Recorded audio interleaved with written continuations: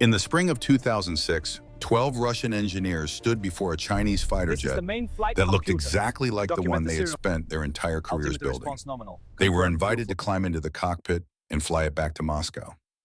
Every single one of them refused.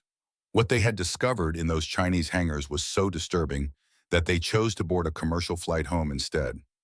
This is the story of the moment that changed the balance of power in Asia forever, and what it means for America today. But this story does not begin in China. It does not begin in Russia. It begins in a quiet bar in Georgetown, Washington, D.C., on an autumn evening in 2010. Two men sat across from each other at a corner table. Between them were two glasses of vodka in a secret that could change the way the world understood the technological competition between superpowers. The American was Marcus Webb, 54 years old, former senior engineer at Lockheed Martin, the company that created the F-22 Raptor, the most advanced stealth fighter jet in the world. Marcus had spent 25 years of his life designing flight control systems for the fastest, most dangerous machines humanity had ever built. He understood better than most people on this planet the value of military aviation technology and the price paid when that technology is stolen. The Russian was Viktor Mikhailovich Orlov, 67 years old, one of the legendary engineers of the Sukhoi Design Bureau, the place that created the Su-27 flanker, an aircraft designed with a single purpose: to defeat the American F-15 Eagle in air combat. Throughout the Cold War, Victor and Marcus stood on opposite sides of a life-or-death technological race.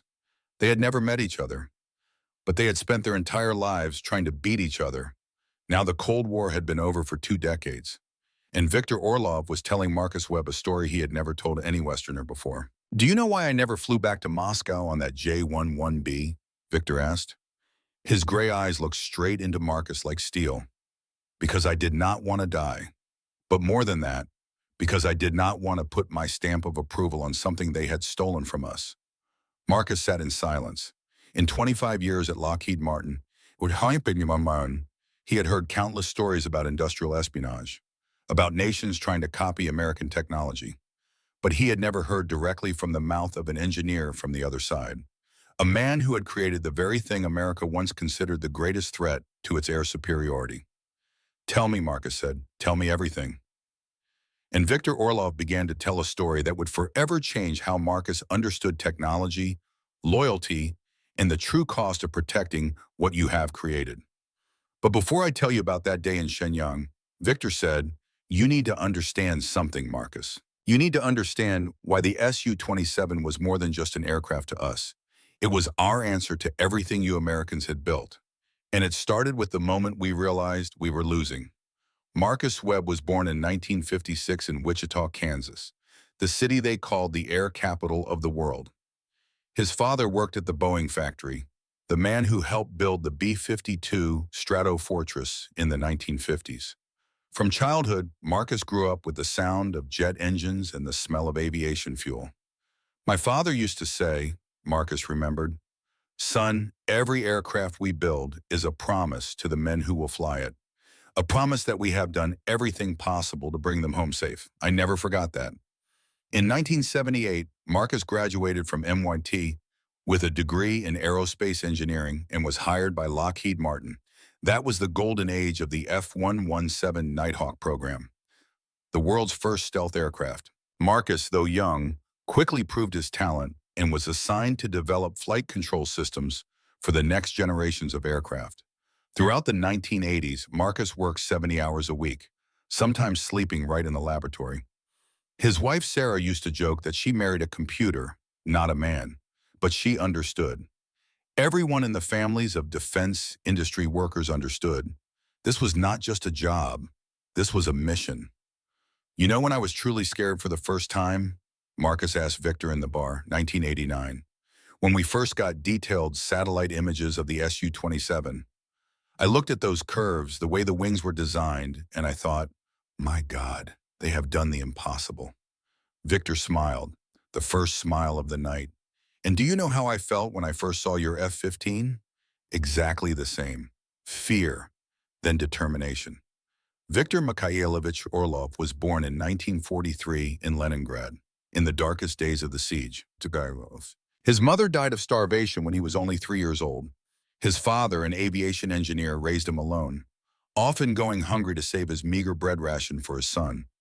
My father told me something I never forgot, Victor said. Victor, aircraft are not just machines, they are the wings of the mother hen, and our duty is to make those wings fly highest, fastest, strongest. I lived my whole life by that teaching. In 1965, Victor joined the Sukhoi Design Bureau and quickly became one of the most brilliant engineers in the field of flight control systems. When the T-10 program, the predecessor of the Su-27, was launched, Victor was one of the first people chosen. But the Su-27 nearly killed me before it ever flew, Victor said. His voice dropped lower, not physically, but in every other way that matters. I want to tell you about Yevgeny, the man whose death made the flanker possible.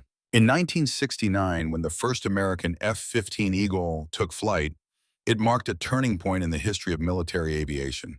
This aircraft was faster, more maneuverable, and had more powerful radar than anything the world had ever seen. Soviet generals realized that without an equivalent answer, Soviet air superiority would disappear completely. The Soviet government responded with one of the most expensive weapons development programs in history. They ordered the Sukhoi Design Bureau to create a fighter that could defeat the F-15 in any situation. Unlimited budget. Time did not matter, only one requirement: victory. Viktor Orlov, then only 26 years old, was one of the youngest engineers assigned to this project. He did not know that this work would consume the next 20 years of his life. The F-15 was the pinnacle of American aviation engineering at the time, Marcus said. His voice could not hide the pride. We poured billions of dollars, millions of work hours, and I must admit, blood and tears into it. When I heard the Soviets were trying to create something to beat it, I was both worried and curious, like a chess player wanting to know what move the opponent would make. Victor responded, and we knew we could not simply copy the F-15. We had to create something different, something you would not expect. That is why the Su-27 looks unlike any aircraft before it. The development of the Su-27 was full of hardship and tragedy. The first prototype, the T-10, encountered countless problems. The aircraft was unstable at high speeds. The control system responded slowly. The engines consumed too much fuel. 3 test pilots died in the early stages. In 1977, Mikhail Simonov, the man Victor always called teacher with respect, made a bold decision. Instead of continuing to improve the T-10, he ordered a complete redesign. This was an enormous gamble. Billions of rubles had already been invested in the old design. Many party officials fiercely opposed it, but Simonov would not yield. A bad aircraft improved is still just a bad aircraft improved, he said in a tense meeting at the Kremlin. We need to start over from the beginning. Victor was one of the engineers assigned to redesign the flight control system.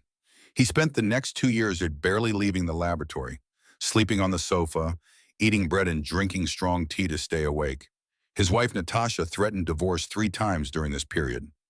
I lost my first child because I was not there when my wife needed me, Victor said. His voice dropped. She miscarried while I was in the laboratory, 500 kilometers away. By the time I got home, everything was over. That was the price I paid for the Su-27. Marcus nodded, understanding deeply. He too had lost colleagues in test accidents. That was the price the military aviation industry had to pay. But no one ever got used to it. When I look at the Su-27, Victor continued, I do not see numbers or specifications. I see sleepless nights. I see arguments in the design room. I see the face of Yevgeny Soloviev, the test pilot who died when the first prototype crashed in 1978. Victor paused. His hands trembled slightly as he held the vodka glass. We lost 3 pilots during development, 3 men with families, with dreams, with lives ahead of them. They died because they trusted us. And every time a Su-27 takes off safely, I think of them. I think their deaths were not in vain. In 1985, the Su-27 officially entered service. It was a technical masterpiece. Western pilots who later had the opportunity to fly alongside the Su-27 in joint exercises all described it with respect. An American F-15 pilot once said, Flying against the Su-27 is like fighting an opponent who is both bigger and more agile than you expected, a combination that demands respect. But only 6 years later, in December 1991, the Soviet Union collapsed. And with it, everything Victor knew about life collapsed too. You cannot imagine the chaos of that time, Victor said. One day you are a respected engineer of a superpower. The next day, you do not know if you will be paid this month. The factory had no money to buy electricity. We worked in darkness, with candles, trying to keep the projects from dying completely. The 1990s were hell for the Russian defense industry. Top engineers, people who had created the most advanced aircraft in the world, had to drive taxis, sell vegetables at the market, or emigrate to the West to survive. Victor, with his innate pride and loyalty, refused to leave. He stayed at Sukhoi, even though there were months when he received only a few dollars in salary. I could not abandon my child, he said. The Su-27 was all I had. If I left, who would take care of it? Marcus remembered that moment from his own perspective. I was sitting in my office at Lockheed Martin when the news about the Soviet collapse was broadcast. Everyone around me was celebrating. We won, they shouted.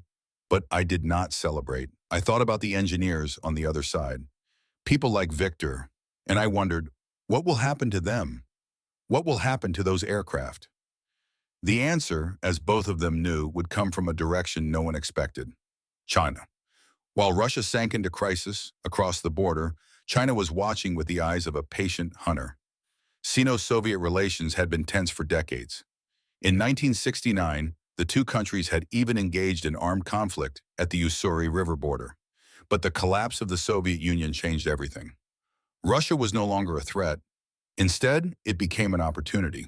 The Chinese Air Force in the early 1990s was one of the most backward among the major powers. Most of their aircraft were based on Soviet designs from the 1950s and 1960s. The J-6, a copy of the MiG-19. The J-7, a copy of the MiG-21. These aircraft were hopelessly obsolete compared to the F-16Cs that Taiwan was receiving from America, or the F-15Js that Japan possessed. The 1991 Gulf War was the wake-up call. Chinese military analysts watched as the American Air Force destroyed Iraq, a country with equipment similar to China's, in just weeks. And they understood, if conflict erupted with Taiwan or America, the People's Liberation Army Air Force would be slaughtered in the skies. China needed the Su-27, and Russia needed money. This was the beginning of a relationship that would forever change the balance of power in Asia. In November 1992, after months of tense negotiations, Russia and China signed their first contract, 24 Su-27 SK aircraft for approximately $1 billion. This was one of the largest arms deals since the end of the Cold War. Viktor Orlov was sent to China to assist with technical training for the first Su-27 as delivered. That was the first time he set foot in Shenyang. And Marcus, I clearly remember the moment I stepped into that factory. Victor paused, his eyes looking distant as if reliving the past. They welcomed us like honored guests, lavish banquets, expensive gifts, endless praise for Russian aviation genius. But I noticed something strange. The Chinese engineers did not just ask about how to operate the aircraft. They asked about manufacturing processes, about alloy compositions, about control algorithms. They took notes on everything, photographed everything, measured everything. One night after a banquet, I walked alone through the factory grounds, and I saw a group of Chinese engineers working late in a separate building. Through the window, I saw them disassembling an AL-31F engine, the heart of the Su-27, piece by piece. Victor took a large sip of vodka. I knew right then, they were not buying aircraft. They were buying secrets, but I could not prove anything. And even if I could, who would listen? Russia was desperate, so I watched, and I waited. For 10 years, I watched them slowly, methodically, steal everything we had spent our lives creating. In 1996, China proposed a deal that Russia could not refuse, a contract to produce 200 Su-27s under license in China, worth $2.5 billion. For those of us in the American defense industry, Marcus analyzes, this deal was insane. You never, I emphasize, never allow another country to produce your advanced weapons on their territory. That is inviting them to copy. But Russia in 1996 had no choice. They were starving. And when you are starving, you will sell anything. Victor told of the decisive meeting. I stood up in the meeting in Moscow and spoke directly. You are giving them the key to produce their own aircraft. After they learn how, they will not need us anymore. Not only that, they will become our competitors. Do you know what they said to me? Marcus shook his head. Viktor Mikhailovich, do not worry. The contract has clear terms. Terms, Victor laughed bitterly, as if a piece of paper could stop a nation of 1.4 billion determined people from doing something. The contract was signed in December 1996. Victor had been right about everything. He just did not know it would take another 10 years for the truth to be fully revealed. From 2000, warning signs began to appear. Component orders from China dropped sharply, Victor recounted. They had assembled about 95 aircraft, less than half the contracted quantity. But instead of ordering more components for the remaining 105, they nearly stopped completely. Russian intelligence began gathering information. Satellite images showed the Shenyang factory still operating at full capacity. New buildings were being constructed. Test flights continued regularly. If they were not using Russian components, then what were they using? The American intelligence community was also watching closely, Marcus added. We knew China was reverse engineering the Su-27. The question was just, how far had they gotten? And the answer came in 2006. In the spring of 2006, the Russian government decided to send a technical delegation to Shenyang to investigate. Viktor Orlov, then 63 years old and nearing retirement, was chosen to lead the team. They chose me because I knew the Su-27 better than anyone alive, Victor explained. I could recognize any deviation, any change, any improvement they might have made, and they knew I would not be easily fooled. The delegation consisted of 12 people, top experts from Sukhoi, the Kana-AAPO manufacturing plant, the Saturn Engine Company, and the Arms Export Agency. This was not a courtesy visit. This was an investigation. When the plane landed at Shenyang, I looked through the window and saw the massive factories stretching to the horizon. And I thought, this is where they stole our child. Marcus, Victor said, leaning forward, do you know what it feels like to have to sell your life's work to strangers?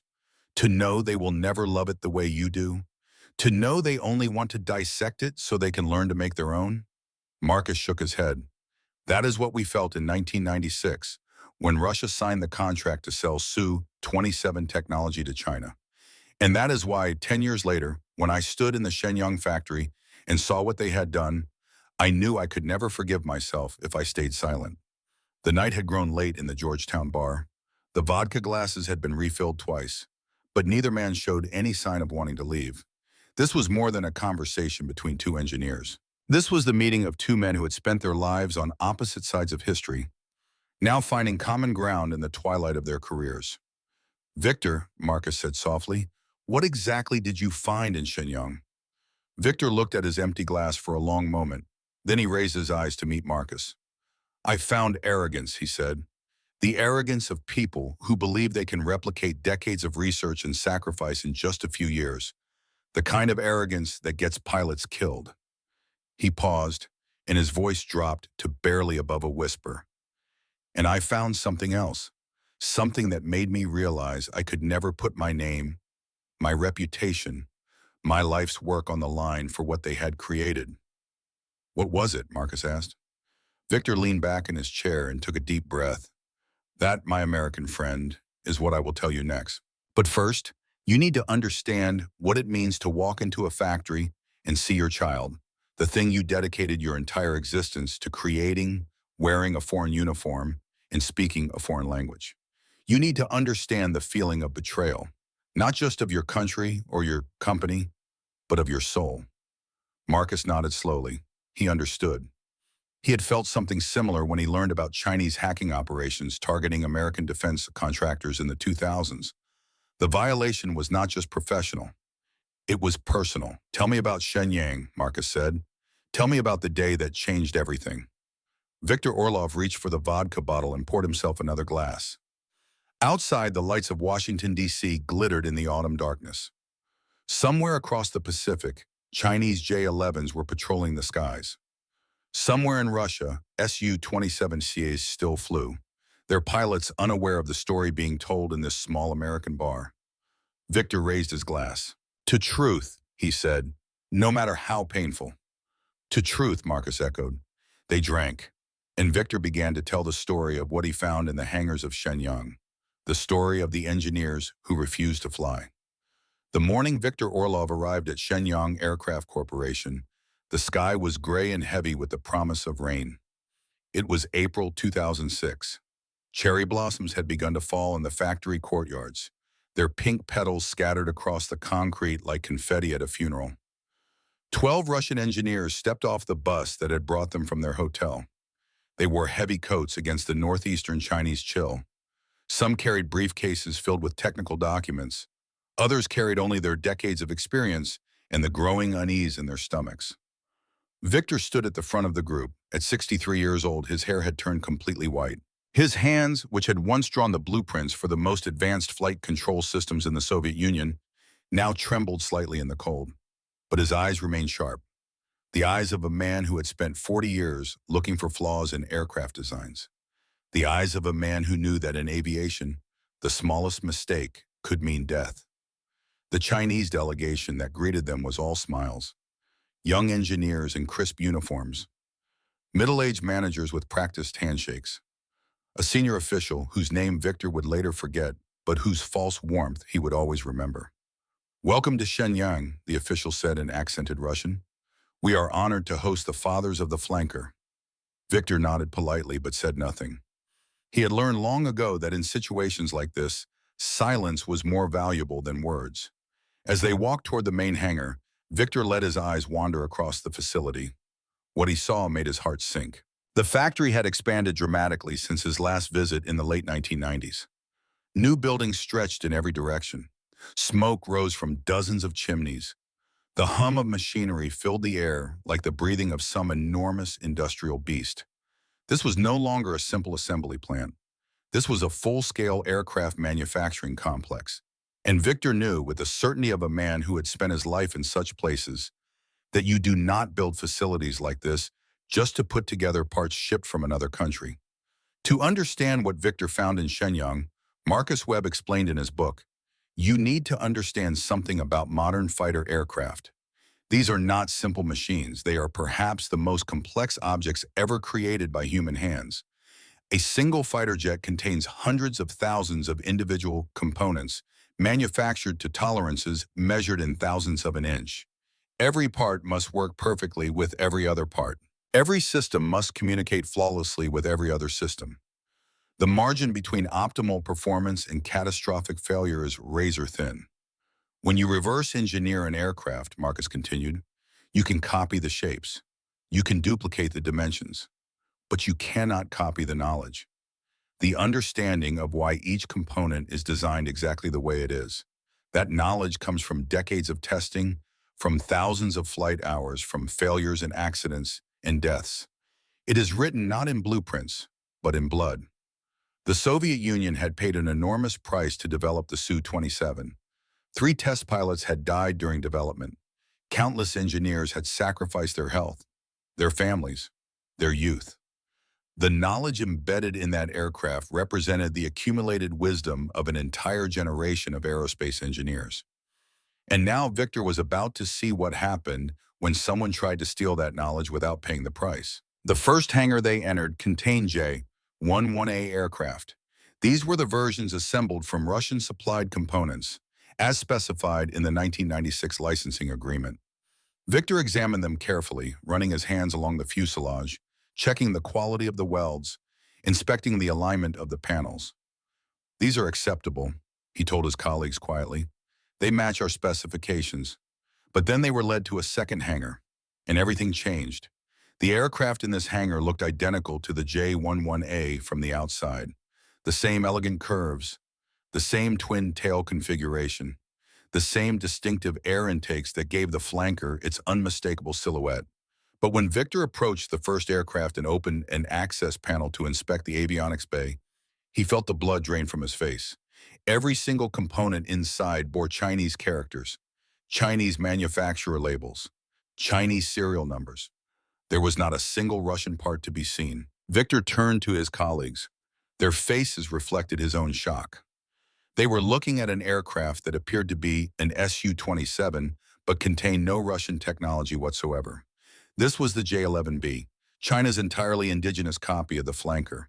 The Chinese engineers who accompanied them made no attempt to hide what they had done. In fact, they seemed proud. "We have improved upon your design," one of them said. "Our avionics are more advanced. Our radar has greater range. Our composite materials are lighter and stronger. And our WS-10 engine is equal to or better than your AL-31F." Victor listened without expression.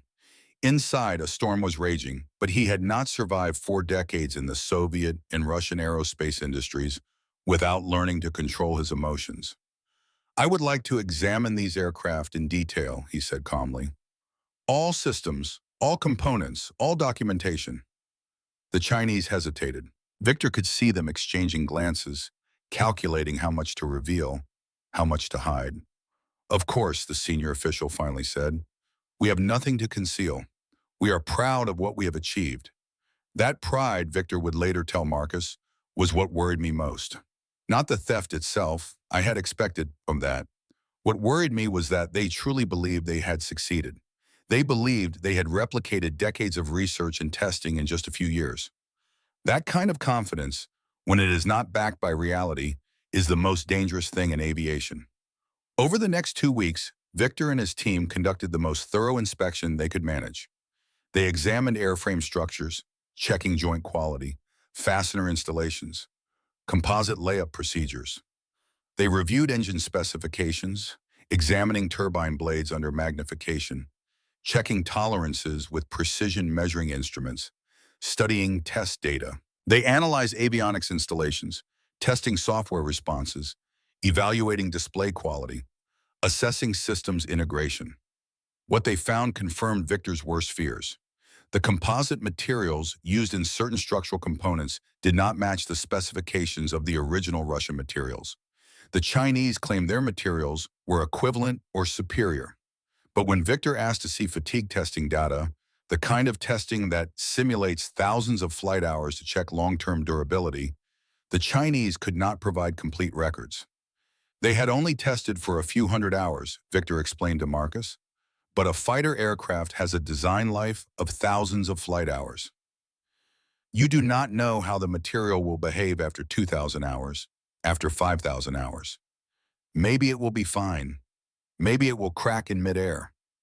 The flight control software was an even greater concern. The Su-27's fly-by-wire system was the result of thousands of test flight hours, during which pilots deliberately pushed the aircraft into dangerous situations to test the limits of the control system. Every time the aircraft nearly lost control, the engineers adjusted the algorithms. Every correction was paid for with risk, with sweat, with near misses, and sometimes with lives. The Chinese had rewritten the flight control software entirely. They claimed it was better than the Russian version. But when Victor asked to see complete flight test data, he received only summary reports. I asked them, "Have you tested the aircraft at 40 degrees angle of attack? 50 degrees? Have you put it into a flat spin? Have you checked the response at extremely low speeds?" Victor recounted. They became flustered. I knew they had not done complete testing. They had copied the hardware but did not fully understand why the software was written the way it was. The engines were perhaps the most troubling discovery of all. The WS-10 engine was supposed to be China's indigenous equivalent of the Russian AL-31F. From the outside, it looked similar. The basic architecture was clearly derived from the Russian design. But when the Russian engine specialists examined the WS-10 in detail, they found significant differences in manufacturing quality. The turbine blade tolerances were not as precise. The thermal barrier coatings appeared thinner and less uniform. The quality control documentation was incomplete. According to our calculations, one of the Russian engine specialists told Victor, these engines might have only 1/3 to 1/2 the service life of the AL-31F, maybe less. Victor understood what this meant. A fighter jet with two engines has redundancy. If one engine fails, the pilot can usually land safely on the other. But if both engines have significantly reduced service life, the probability of simultaneous failure increases dramatically. And what happens if an engine fails at exactly the wrong moment? During a high G turn in combat? During a carrier landing? During any of the thousand situations where a pilot is already operating at the edge of the aircraft's envelope? People die, Victor said simply. That is what happens. But what troubled Victor most was not the technical deficiencies themselves. It was the reaction of the Chinese engineers when he pointed them out. They did not seem concerned. They did not ask questions or request clarification. They did not show any interest in learning from the Russian experience. Instead, they deflected, minimized, or outright denied the problems. Our standards are different from Russian standards, they said. That does not mean they are inferior. We have improved the design, they said. Your concerns are based on outdated assumptions. Chinese pilots fly these aircraft every day, they said. If there were problems, we would know about them. One evening after a formal dinner filled with toasts and empty pleasantries, Victor found himself in a private conversation with the chief engineer of the J-11B program, a man in his mid-40s whose name Victor remembered as Chen. They sat in a quiet corner of the hotel bar away from the official handlers and translators. Chen spoke some Russian, enough for a direct conversation, and after a few drinks, his carefully maintained facade began to crack. Mr. Victor, Chen said, you must understand our position. For 100 years, China was invaded, exploited, humiliated by foreign powers. We had to import everything, weapons, machines, technology. We depended on the Russians, then the Americans, then the Russians again. Each time they could cut off the supply whenever they wanted, and we could do nothing. Chen paused to take a drink.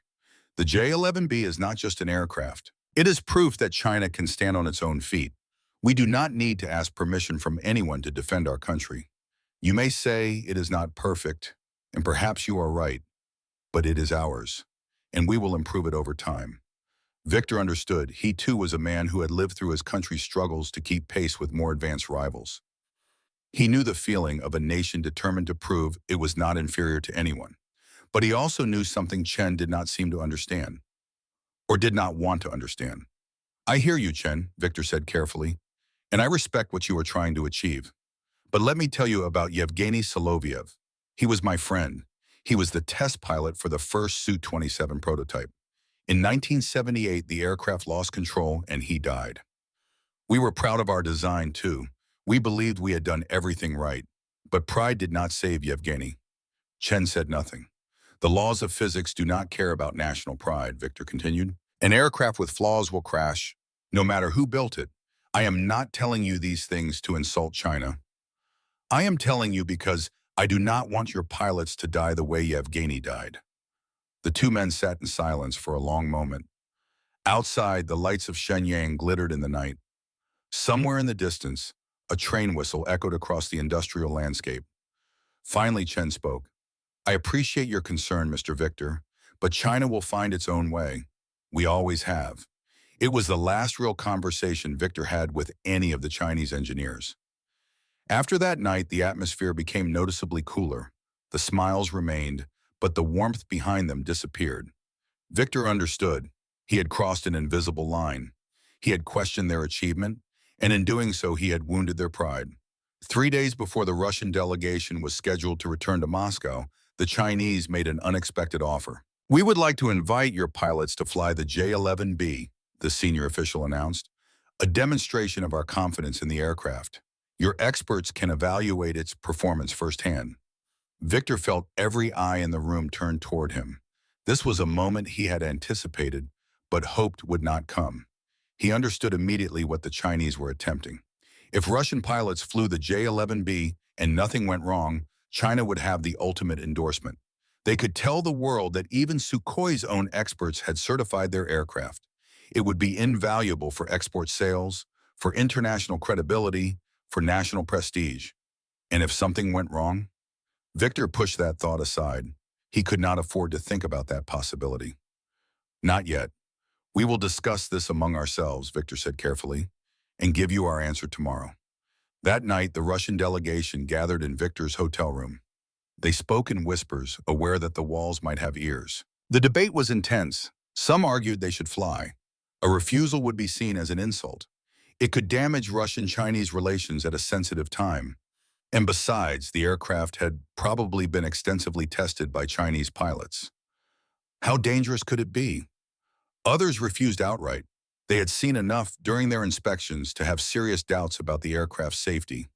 They were not willing to risk their lives for diplomatic courtesy. Victor listened to both sides. As the team leader, the final decision was his. He thought about Yevgeny Solovyev, about the 3 test pilots who had died during the Su-27's development, about all the engineers who had sacrificed years of their lives to make the flanker safe.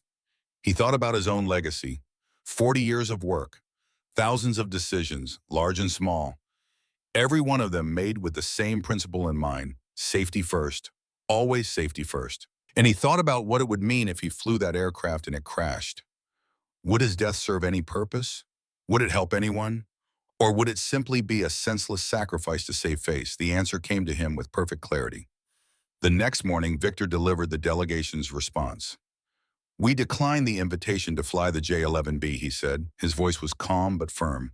"We do not have sufficient data to evaluate the aircraft's safety.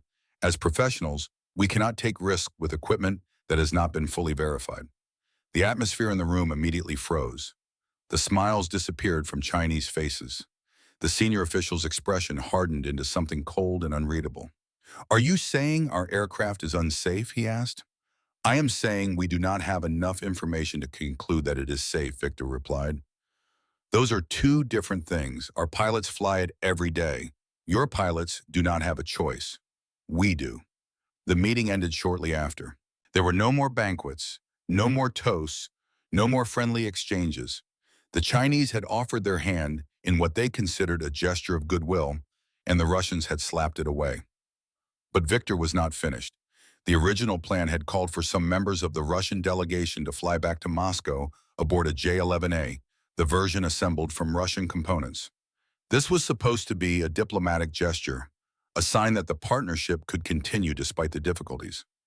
Victor called a final meeting of his team.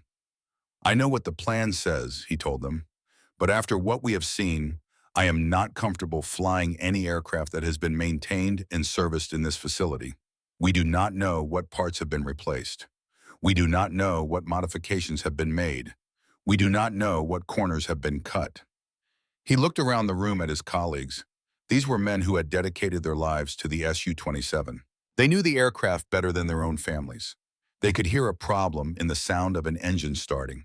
They could feel a flaw in the way the control surface responded. They were the ultimate authorities on whether a flanker was safe to fly. And in their eyes, Victor saw the same thing he felt in his own heart: doubt, fear, uncertainty. The decision was unanimous. "We came by Aeroflot," Victor said with a grim smile. "We leave by Aeroflot. None of us will set foot on any aircraft at this facility." When the commercial airliner lifted off from Shenyang Airport, Victor looked down at the factories shrinking below.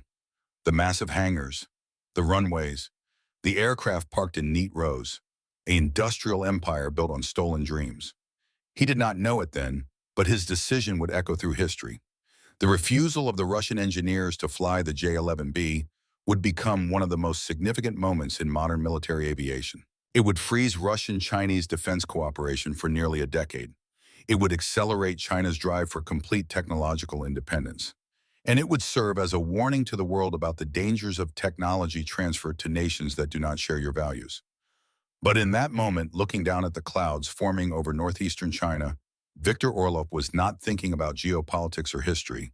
He was thinking about Yevgeny Solovyev, about the promise he had made at his friend's grave almost 30 years before. "I will never let another pilot die because of my negligence. I will never approve anything I do not believe is safe. I will never put my name on something I cannot trust with my life." He had kept that promise.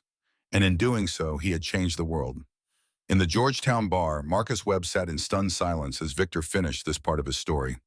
"You walked away," Marcus finally said. "You had every pressure in the world pushing you to go along, to keep the peace, to maintain the relationship. And you walked away." Victor nodded slowly. It was the hardest decision of my career. Harder than any technical problem I ever solved. Harder than any design challenge I ever faced. Because I knew the consequences would be severe. I knew Moscow would be furious. I knew the Chinese would be humiliated. I knew I might be ending my career with a scandal instead of honors. So why did you do it? Victor was quiet for a long moment. When he spoke, his voice was barely above a whisper. Because I could not live with myself if I did not. Because somewhere, some young Chinese pilot might climb into that aircraft and trust it with his life. And if it failed him, if he died because of flaws that I knew about and said nothing, how could I ever face Yevgeny again? Marcus understood. In his own career, he had faced similar moments, smaller in scale, perhaps. But the same fundamental choice, speak the truth or stay silent. Do the right thing or the easy thing. What happened after? Marcus asked. When you got back to Moscow? Victor smiled grimly. That, my friend, is where the story becomes truly interesting. Because the consequences of our refusal were far greater than anyone, including me, could have predicted. He reached for the vodka bottle. But that is a story for another glass. Are you ready to hear how one decision by a group of aging engineers changed the balance of power in Asia? Marcus pushed his glass forward. Pour, he said. I am listening. The news traveled faster than any official report could have carried it. Within days of the Russian delegation's return to Moscow, the defense industries of the world knew what had happened at Shenyang. There were no press conferences, no formal announcements, no diplomatic statements. But in an industry where secrets are currency and rumors spread at the speed of encrypted messages, the story was impossible to contain. The Russian engineers refused to fly the Chinese copy of the Su-27. They did not trust it with their lives. For those who understood the significance, this was more than gossip. It was a verdict.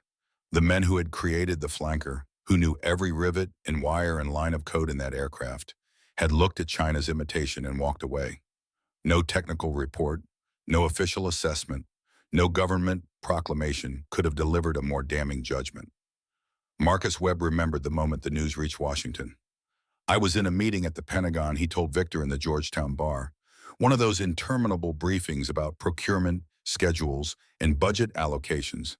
Halfway through, a colonel I knew slipped me a piece of paper. Just 3 lines. Russian technical delegation refuses flight test of J-11B at Shenyang. Full team returns via commercial aircraft. Assessment. Chinese reverse engineering program has significant quality issues. Marcus paused, remembering. I read those lines 3 times, and I thought, this changes everything. He was right. Within weeks, the Russian government formally suspended all military aviation technology cooperation with China related to the Su-27 family. The official statement spoke of contract violations and intellectual property concerns. The real message was simpler and harsher. You stole from us, and we will not help you anymore. Russian technical support for aircraft already delivered to China was withdrawn. Engineers working at Chinese facilities were recalled. Spare parts shipments were halted. Negotiations for the Su-33, the carrier-based variant that China desperately needed for its new aircraft carriers, were canceled. The Su-35, with its more powerful engines and advanced avionics, was taken off the table entirely.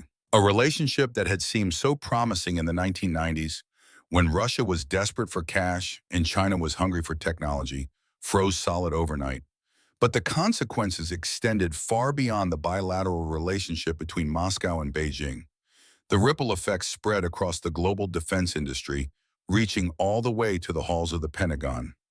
General James Cartwright was serving as vice chairman of the Joint Chiefs of Staff in 2006. When the intelligence reports about the Shenyang incident crossed his desk, he convened a special meeting to discuss the implications. Marcus, who by then had retired from Lockheed Martin but maintained close contacts in the defense establishment, learned about that meeting from a friend who had attended. The general asked a question that kept everyone awake for weeks afterward, Marcus recounted. He said, if the Russians do not trust the Chinese copy of their aircraft, what does that tell us about Chinese capabilities? And more importantly, what does it tell us about what they might do with American technology? That question hung in the air of the Pentagon conference room like smoke after an explosion.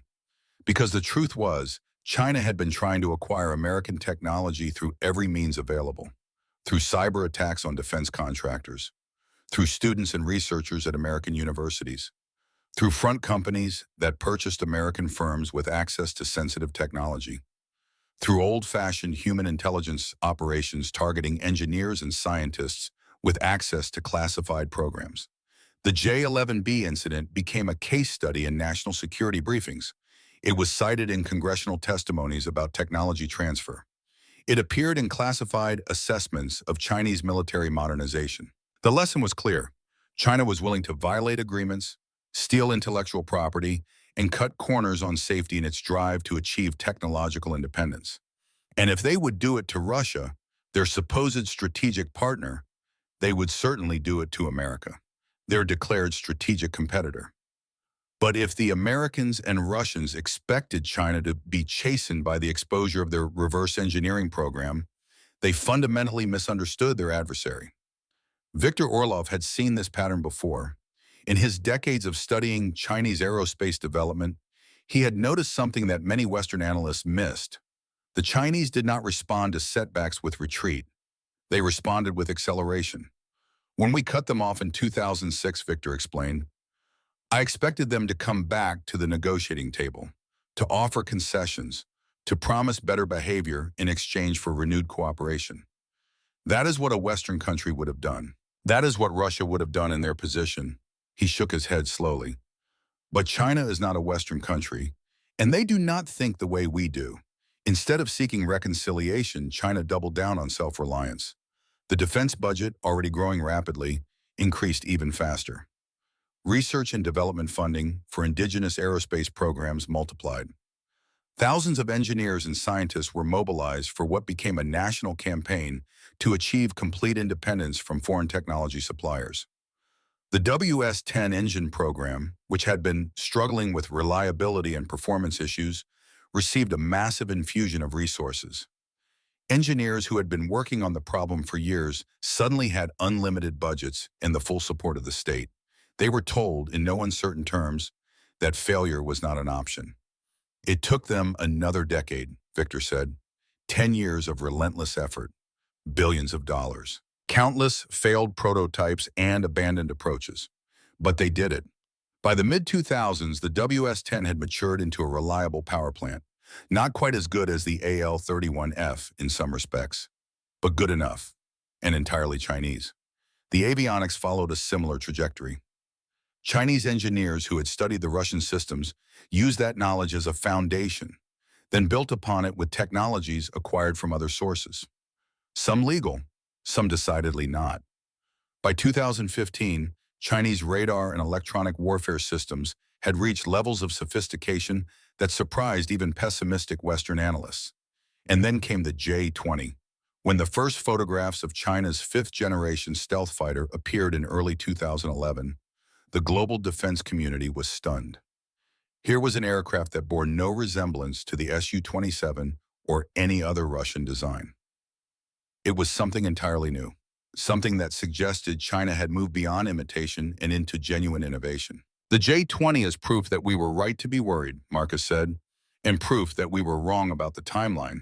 We thought it would take them another 20 years to develop an indigenous stealth fighter. They did it in less than 10. He paused, his expression troubled. You know what the most frightening part is? The J-20 is not a copy of the F-22 or the F-35. It is its own design, optimized for Chinese requirements and Chinese manufacturing capabilities.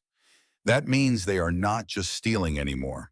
They are creating, and that is a much more dangerous adversary. Victor nodded in agreement.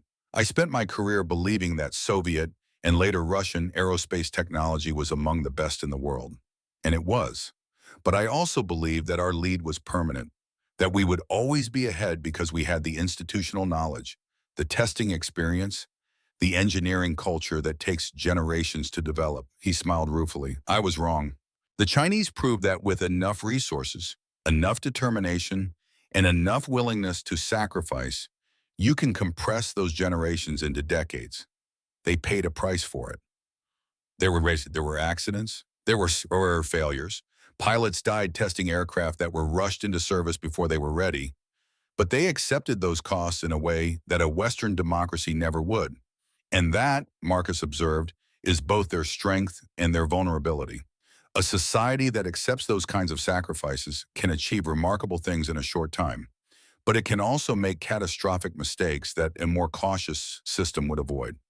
The question is whether we will be the ones who pay for those mistakes, or they will. The greatest irony of this entire story came in 2015, 9 years after the Russian engineers refused to fly the J-11B, 9 years after Moscow cut off military aviation cooperation with Beijing, 9 years after Viktor Orlov's decision sent shockwaves through the global defense industry. Russia agreed to sell China the Su-35. When Marcus heard the news, he immediately called Viktor. The old Russian engineer, now 72 and living in quiet retirement outside Moscow, answered on the third ring. "Victor," Marcus said without preamble, "they are selling the Su-35 to China. After everything that happened, after everything you did, how is this possible?" There was a long silence on the line. When Victor finally spoke, his voice carried a weariness that Marcus had never heard before. "Do you know the story of the scorpion and the frog, Marcus? Tell me." A scorpion asks a frog to carry him across a river. The frog says, "How can I trust you? You will sting me." The scorpion says, "Why would I do that? If I sting you, we both drown." The frog is convinced and agrees. Halfway across the river, the scorpion stings the frog. As they both sink beneath the water, the frog asks, "Why?" And the scorpion answers, "Because it is my nature." Who is the scorpion in this case? Victor laughed bitterly, perhaps both. Russia cannot resist money.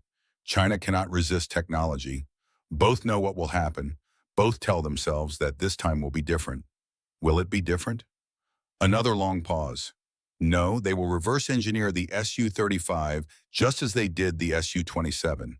It might take longer, it might be harder. But they will do it, because that is their nature, and we will sell it to them anyway, because that is ours. The explanation for Russia's decision lay in the shifting sands of geopolitics. In 2014, Russia had annexed Crimea and found itself facing crippling Western sanctions. The Russian economy, already dependent on energy exports, suffered a severe blow when oil prices collapsed. Revenue from arms sales became more important than ever. Meanwhile, China had emerged as Russia's most important economic partner. Trade between the two countries had grown exponentially. Major energy deals had been signed. In the face of Western isolation, Russia increasingly looked east for both markets and political support. In this context, the grudges of 2006 seemed like ancient history. Russia needed Chinese money. China wanted Russian engines and technology. The strategic calculation had changed, even if the fundamental dynamics had not. The Su-35 deal was signed with what Russian officials called much stricter terms than the 1996 agreement. No technology transfer, no licensed production, only direct sales of complete aircraft. But Viktor Orlov was not fooled. Stricter terms, he scoffed when Marcus asked about the new safeguards. The same people who said strict terms would prevent problems in 1996. I told them then that a piece of paper cannot stop a determined nation from doing what it wants. They did not listen. They are not listening now. He was right. Within 2 years of the first Su-35 deliveries, Western intelligence agencies were reporting that China had begun analyzing the aircraft's advanced 117S engines. The reverse engineering cycle was beginning again.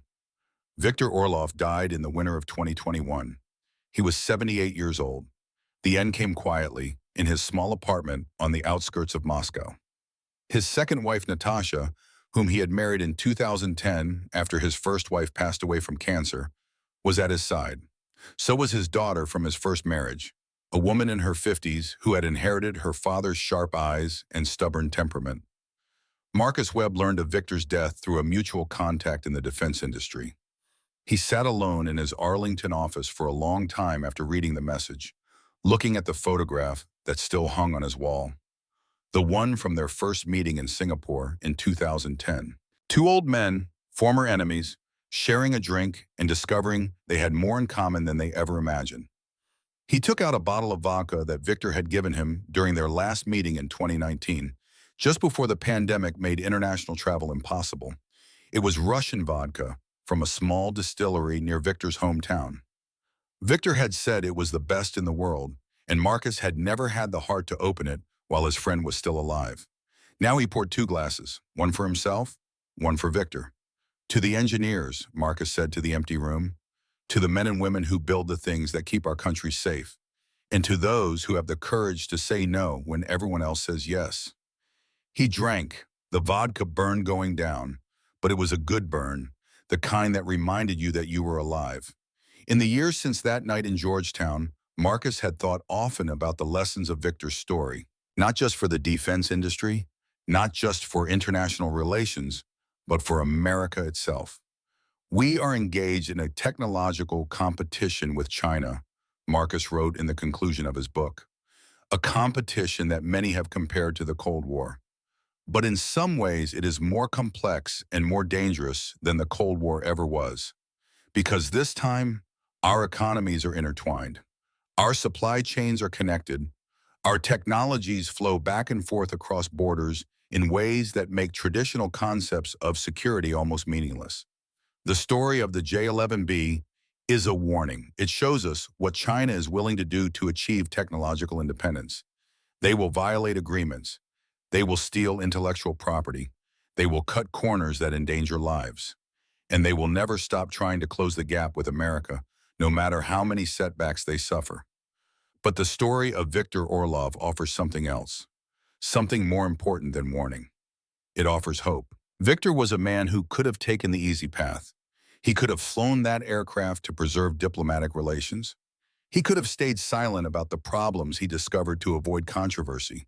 He could have put his career and his comfort ahead of his principles. He chose not to. He chose truth over convenience, integrity over expediency, the right thing over the easy thing. And in doing so, he reminded us of values that transcend national boundaries, values that Americans have always claimed as their own: honesty, honor, courage, the willingness to stand up for what you believe even when the cost is high. These values are not uniquely American, of course. Viktor Orlov was Russian. Chen, the Chinese engineer who spoke so passionately about his country's pride, held them too, in his own way. They are human values, universal values, the foundation of every civilization worth preserving. But they are values that America has always aspired to embody. And in a time when those values seem increasingly under threat, Victor's story reminds us why they matter.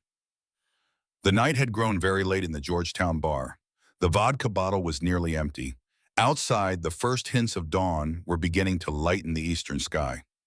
"Victor," Marcus said softly, "if you could do it all over again, would you make a different choice?"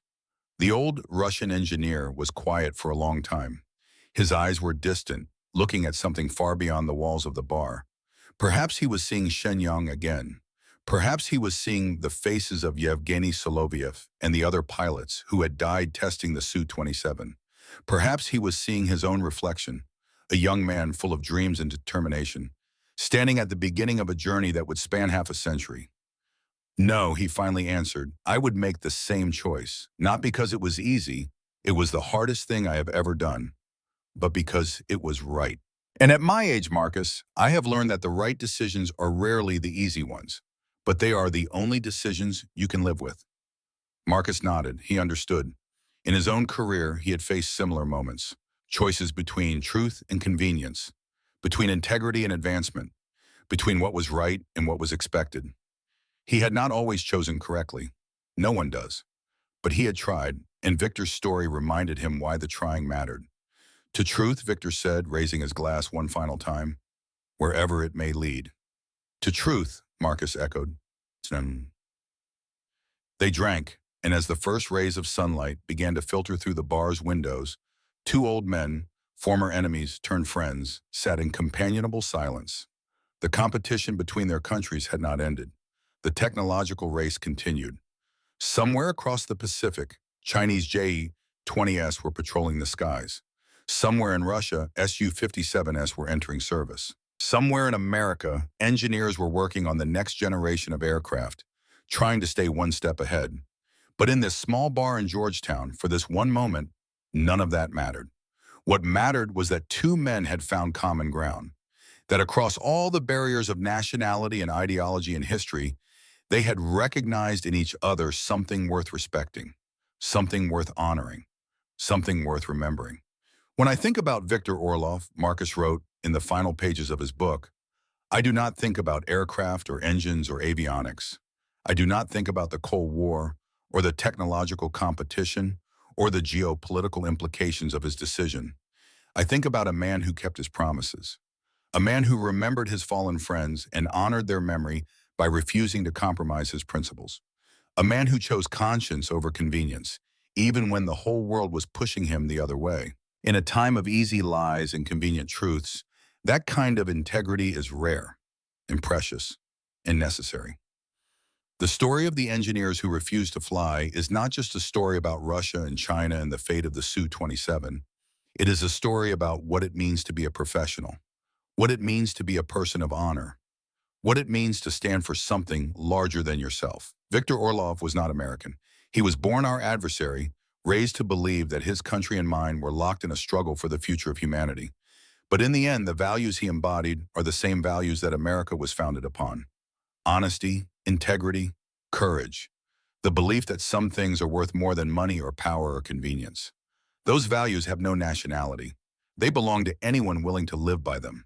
And they are, perhaps, the only things that can truly keep us safe. Not weapons, not technology, not treaties or agreements or diplomatic maneuvers, but the simple human willingness to do the right thing, even when it is hard. That is the legacy of Viktor Orlov. That is the lesson of the engineers who refused to fly. And that is the story I have tried to tell. Marcus Webb closed his laptop and looked out the window of his Arlington office. The sun was setting over Washington, painting the sky in shades of orange and red and gold. Somewhere out there, the next generation of engineers was working on problems he could barely imagine. The competition continued. The race went on, but the principles remained the same. Build things that work. Tell the truth about what you find. Stand up for what you believe. And never, ever put your name on something you cannot trust with your life. Viktor Orlov had lived by those principles. And in the end, that was the only legacy that truly mattered. If you served in the military during the Cold War, or if you worked in the defense industry, I would love to hear your story. What moments defined your career? What decisions did you face? What lessons did you learn about integrity and courage and the price of doing the right thing? Leave a comment below and share your memories, because these are the stories that remind us what truly matters in aviation, in national security, and in life. And if this story resonated with you, share it with someone who might need to hear it. A friend, a family member, a young person just starting their career. Because the world needs more people like Viktor Orlov. People who refuse to fly when flying would mean betraying everything they believe in. People who choose truth over convenience. People who remember that some things are worth more than any price.